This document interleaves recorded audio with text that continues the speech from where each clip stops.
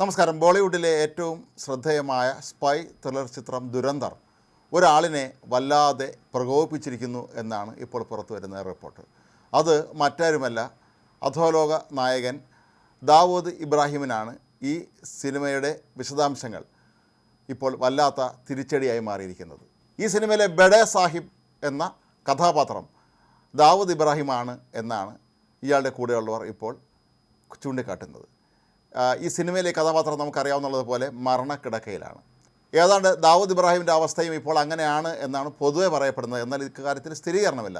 ദാവൂദ് ഇബ്രാഹിം പാകിസ്ഥാനിലെ കറാച്ചിയിൽ തൻ്റെ വസതിയിൽ ഇപ്പോൾ മരണാസന്നനായി കഴിയുകയാണ് എന്നും ഇയാൾക്ക് മാരകമായ ഏതൊക്കെയോ അസുഖങ്ങൾ ബാധിച്ചിട്ടുണ്ട് എന്നുമാണ് പുറത്തു വരുന്ന റിപ്പോർട്ടുകൾ.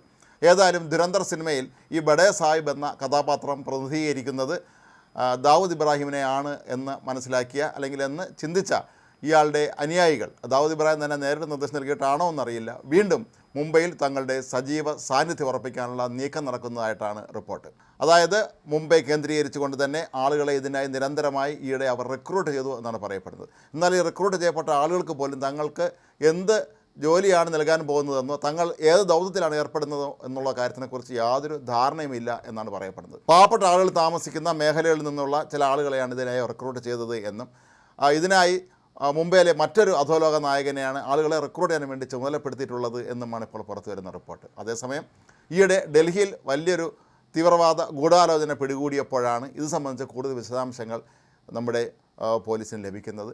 അതിൻ്റെ അടിസ്ഥാനത്തിൽ അവർ നടത്തിയ അന്വേഷണത്തിലാണ് ഈ ഒരു ഞെട്ടിപ്പിക്കുന്ന വാർത്ത പുറത്തു വരുന്നത്. ദുരന്തർ സിനിമ എത്രമാത്രം ദാവൂദ് ഇബ്രാഹിമിനെയും അയാളുടെ അനുയായികളെയും പ്രകോപിപ്പിച്ചു എന്നുള്ള കാര്യം.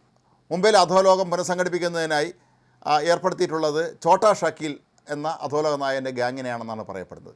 ഇവർക്ക് എല്ലാ സഹായങ്ങളും നൽകുന്നത് പാകിസ്ഥാൻ്റെ ചാരസംഘടനയായ ISI ആണത്രേ. ഇതിനായി ഇവരെല്ലാവരും തമ്മിൽ വ്യക്തമായ ധാരണയിലെത്തിക്കഴിഞ്ഞിരുന്നു എന്നാണ് പറയപ്പെടുന്നത്. ഇന്ത്യയിലെ പ്രമുഖരായ വ്യക്തികളെയോ അതല്ലെങ്കിൽ സ്ഥാപനങ്ങളെയോ ആൾക്കൂട്ടത്തെയൊക്കെ തന്നെ ലക്ഷ്യമിടാനാണ് ഇയാൾ ശ്രമിക്കുന്നത് എന്നാണ് പറയപ്പെടുന്നത്. നമുക്കറിയാം, നേരത്തെ മുംബൈ കലാപത്തിൻ്റെ പശ്ചാത്തലത്തിലാണ് ദാവൂദ് ഇബ്രാഹിം വീണ്ടും ഇവിടെ നിന്ന് പാകിസ്ഥാനിലേക്ക് രക്ഷപ്പെട്ടത്. ഇയാൾ പാകിസ്ഥാനിലുണ്ട് എന്നുള്ള കാര്യം ഇപ്പോഴും ആ രാജ്യത്തെ ഭരണാധികാരികൾ സ്ഥിരീകരിച്ചിട്ടില്ല എന്നുള്ളതാണ് മറ്റൊരു പ്രധാനപ്പെട്ട കാര്യം.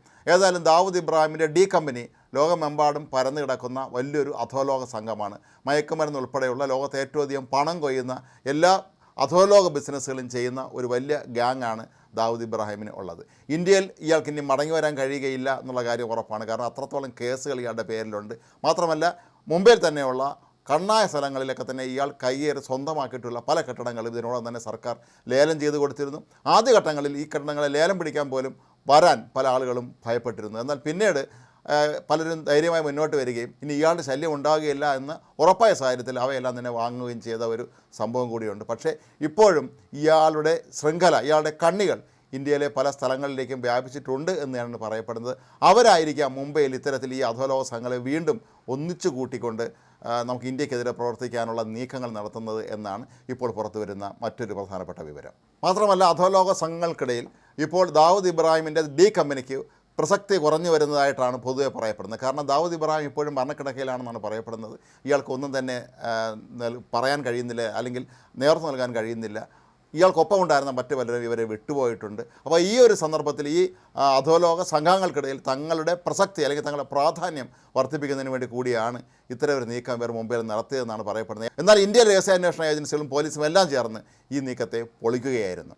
ഏതായാലും രാജ്യം നേരിടാറുന്ന വലിയൊരു ആപത്തിൽ നിന്നാണ് ഇപ്പോൾ നമ്മുടെ രഹസ്യാന്വേഷണ വിഭാഗങ്ങൾ നടത്തിയ അന്വേഷണത്തിൽ നിന്ന് കൃത്യമായ പേരിൽ ലഭിക്കും. അങ്ങനെ ഈ സിനിമ ദാവൂദ് ഇബ്രാഹിമിനെ കളിയാക്കുന്നതാണെന്നുള്ളതിൻ്റെ പേരിൽ വീണ്ടും അധോലോക സംഘങ്ങളെ മുംബൈയിൽ സജീവമാക്കാനുള്ള ദാവൂദ് ഇബ്രാഹിമിൻ്റെ ഒരു നീക്കം കൂടി പരാജയപ്പെട്ടിരിക്കുകയാണ്.